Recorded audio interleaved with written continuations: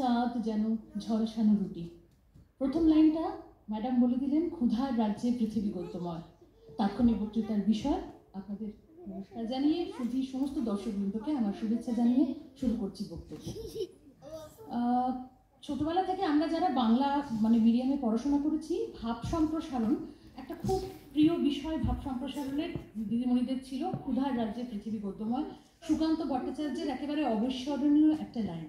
তো আমরা সেভাবেই লিখতাম যে হ্যাঁ, যেখানে পেটে খিদে রয়েছে, যেখানে স্বপ্ন সমস্ত কিছু তিরোহিত হয়ে যায়, খিদের কাছে পরাজিত হয়ে যায়। প্রচুর মানুষজন নানা রকমভাবে নিজের উচ্ছবৃত্তি যাপন করেও দেখা যায় যে নিজের যে সমস্ত স্বপ্নকে জলাঞ্জলি দিয়ে শুধুমাত্র দুমুঠো ভাতের আশায়, রুটি তো এখানে একটা একটা দোটনা বিষয়ক ব্যাপার, যেটা একটা ব্যঞ্জনাময় অর্থে ব্যবহৃত হয়েছে।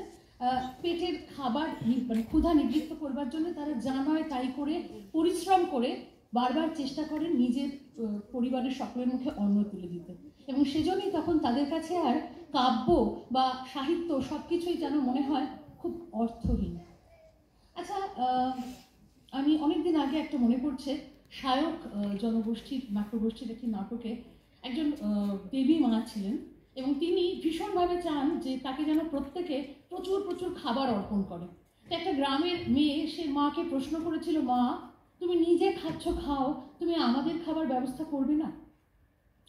এই কথাটা আমি এই জন্য এখানে প্রসঙ্গটা উত্থাপন করলাম। আমার খুব ভালো লেগেছিল জিনিসটা দেখে। আমার মনে হয়েছিল যে অনেক সময়তেই আমাদের বিভিন্ন ধর্মাচরণে রয়েছে যে দেবতাকে খাবার অর্পণ করা হয় প্রসাদ হিসেবে। হয়তো ছোট্ট ছোট্ট বাচ্চাগুলো বুভুক্ষ অবস্থাতে, বাড়ির বাচ্চারা তো ঘুরে বেড়াচ্ছি, তারা জানে যে পুজোর পরে আমরা প্রসাদটা পাবো, কিন্তু কোনো মন্দিরে যেখানে হয়তো অনেক খাবারের অঢেল বন্দোবস্ত করা হয়েছে, বাইরেই কোনো বিক্রি, যা সরে যায় এখান থেকে, এইভাবে থেকে সরিয়ে দেওয়া হচ্ছে। তার কাছে কিন্তু সত্যি সত্যি ওই যে ক্ষুধা, সেটা যেটা নিবৃত্ত করতে সে পারছে না, তার তখন সেই পুজোটাকে কিন্তু প্রহসন বলে মনে হচ্ছে।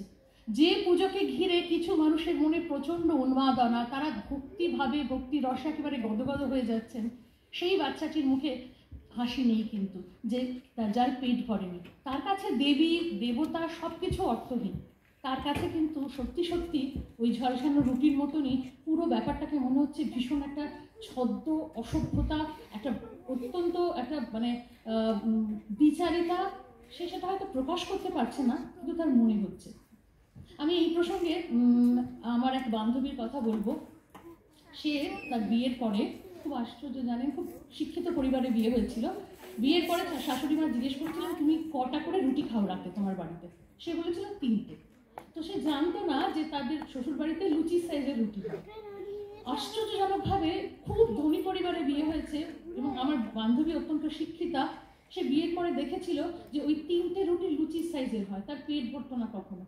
তার এত কষ্ট হতো, সেও কিন্তু ওই অনেক রাতে আমাকে সে ফোন করে বলতো, আমারও না পূর্ণিমার চাঁদটাকে এখন ঝলসানো রুটি বলে মনে হয়।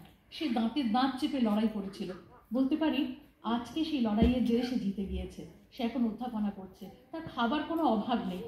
সেও কিন্তু তাহলে একটা জিনিস কিন্তু সত্যি, ক্ষুধা কিন্তু অনেক সময়তেই শুধু পেটের ক্ষুধা নয়, আত্মসম্মানকে জাগানোর জন্য ক্ষুধার খুব এই যে ক্ষুধা ব্যাপারটা, এটা যদি আমাদের মধ্যে থাকে, আমরা চেষ্টা করব নিজেকে ছাপিয়ে আরো অনেক অনেক দূর এগিয়ে যেতে।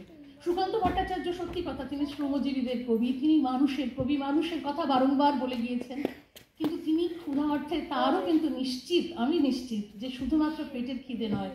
যে সময় তিনি লিখেছেন সেই মহামারীর খিদে নয়, সেই খিদে ছিল একটা স্বাধীনতার খিদে, একটা আত্মপরিচয়ের খিদে, যেই খিদের জেরে মানুষজন ওই দুটো জিনিসকে একসঙ্গে করে নিয়ে ওই ঝলসানো রুটির মধ্য দিয়ে দেখতে পায় তার স্বাধীনতার স্বপ্ন।